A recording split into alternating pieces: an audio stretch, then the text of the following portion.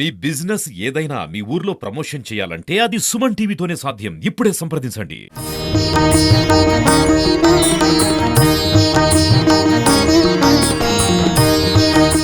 నమస్తే, welcome to Suman TV.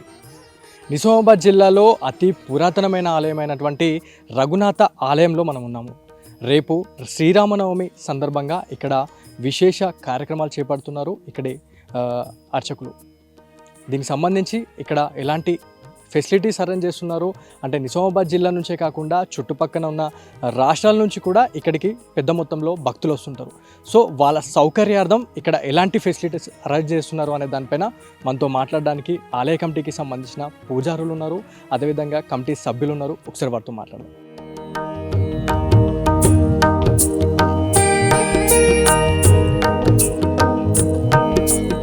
మనం ప్రస్తుతం కిల్లా రామాలయంలోని గర్భగుడిలో ఉన్నాము. ఇక్కడ ఆలయానికి సంబంధించిన అర్చకులు ఉన్నారు. ఒకసారి వారితో మాట్లాడదాము. ఎలాంటి ఫెసిలిటీస్ ఏర్పాటు చేస్తూ ఉన్నారు, ఎలాంటి ఎక్కడెక్కడ నుంచి పబ్లిక్ వచ్చే అవకాశం ఉందనే దానిపైన మనం మాట్లాడదాము. स्वामी आप बोलिए फैसिलिटीज़ कैसे अरेंज कर रहे हैं आप? जय श्री राम। आपदात्तारं दातारं सर्वसंपदां लोकाभिरामं श्रीरामं भूयो भूयो नमाम्यहं। राम रामाय रामभद्राय रामचंद्राय वेदसे रघुनाथाय नाथाय सीताय पतये नमो नमः। सीतारामचंद्र भगवान की जय। रामनवमी कार्यक्रम किला रघुनाथ आलयम। प्रत्येक कार्यक्रम श्री रामनवमी विशेष प्रातःकाल सुबह 6 बजे से स्वामीवार अभिषेक कार्यक्रम, उसके बाद स्वामीवार आरती और नैवेद्य कार्यक्रम, और उसके बाद भक्त लोगों को प्रत्येक पूजा चालू हो जाता है। ఈ కార్యక్రమంలో భాగంగా కిల్లా రామాలయానికి సంబంధించిన కమిటీ సభ్యులు ఉన్నారు. ఒకసారి వారితో మాట్లాడదాము. సార్ చెప్పండి, అంటే మన నిజామాబాద్ జిల్లాలో కిల్లా రామాలయం అనేది చాలా ప్రసిద్ధిగాంచిన ఆలయం. సో చాలా పురాతన ఆలయం. ఇందులో భాగంగానే నలుగురు రాష్ట్రాల నుంచి కూడా మన రామాలయాన్ని దర్శించుకునేందుకు చాలా పెద్ద మొత్తంలో భక్తులు వస్తూ ఉంటారు. అరేంజ్మెంట్స్ ఎట్లా? గత కొన్ని సంవత్సరాల నుండి అతి వైభవంగా ఇక్కడ నిర్వహించడం జరుగుతుంది. రఘునాథ ఆలయం, కిల్లా రామాలయం ఇక్కడ ఇందూరు పట్టణంలో అతి పెద్దగా, చాలా ప్రశాంతంగా మరియు చాలా విశాలంగా ఉంటుంది. దీనికి ఇక్కడ సేవ చేయాలని ఎవరైతే భాగ్యం ఉంటుందో వాళ్ళే చేస్తారు. ఇది ఖచ్చితంగా నిజంగా చెప్తున్నాను.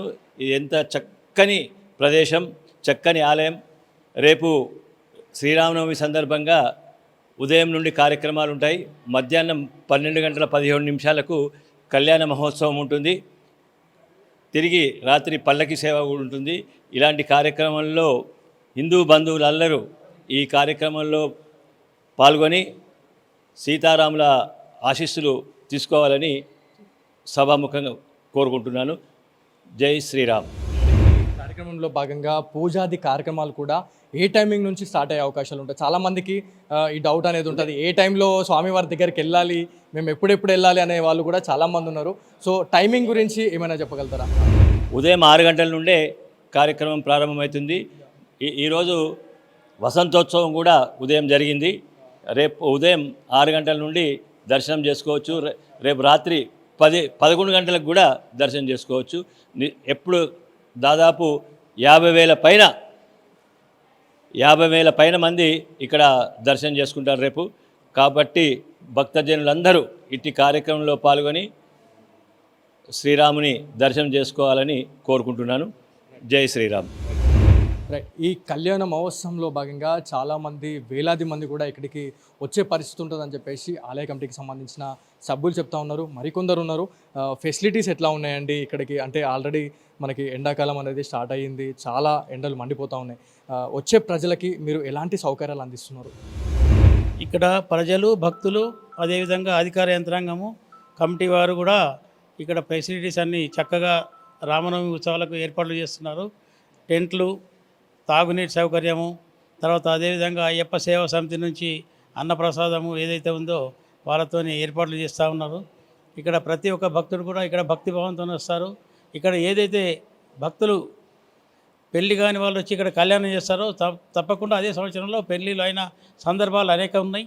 కాబట్టి అటువంటి భక్తులు కూడా ఇక్కడికి కళ్యాణంలో వచ్చి కూర్చుంటారు. మహిమాన్వితమైనటువంటి ఈ దేవాలయం చాలా ఆదరణకు ఇప్పుడు అవుతా ఉన్నది. భవిష్యత్తులో ఇది మినీ అయోధ్యగా మారే అవకాశం ఉందని అనుకుంటున్నాం. ఇస్కాన్కి సంబంధించిన అధ్యక్షులు ఉన్నారు, ఒకసారి వారితో మాట్లాడదాము.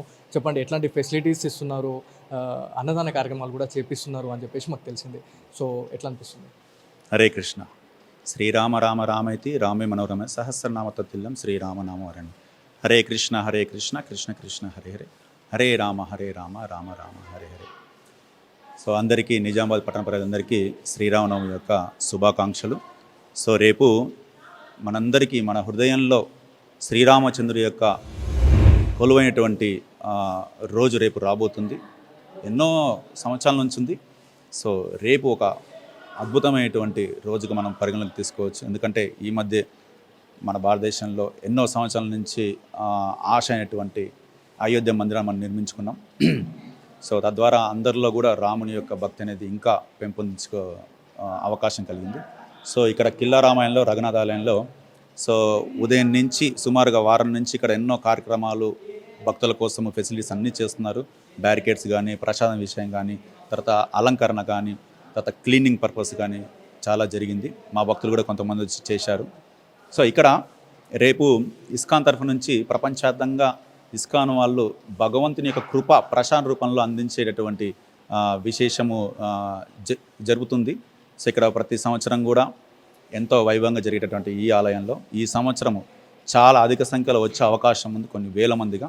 సో వాళ్ళందరికీ సర్వవిధంగా ప్రసాదం, భగవంతుని కృప ప్రసాదం అందించే విధంగా రేపు మేము చేయబోతున్నాము. సో ఈ యొక్క అవకాశం ఇచ్చినటువంటి రఘునాథాలయం కమిటీ వాళ్ళందరికీ విశేషంగా ధన్యవాదాలు. హరే కృష్ణ. ఈ కిల్లా రామాలయానికి సంబంధించి చాలామంది ఇప్పటికే ఇక్కడికి విజిట్ చేస్తూ ఉంటారు. ఏదైతే నలు రాష్ట్రాల నుంచి కూడా ఇక్కడికి ప్రజలు వచ్చి ఈ రామయ్యని దర్శించుకునే వాళ్ళు చాలా పెద్ద మొత్తంలో ఉంటారని చెప్పేసి ఇప్పటికే ఆలయ కమిటీ సభ్యులు చెప్తా ఉన్నారు. అదేవిధంగా తెలంగాణలో ఒక మినీ అయోధ్య, ఏదైతే అయోధ్య తరహాలో ఉన్న ఇంకొక అయోధ్యగా ఇక్కడ పూజిస్తున్నాము అని చెప్పేసి ఇక్కడున్న కమిటీ సభ్యులైతే మనకి చెప్పడం జరుగుతూ ఉంది.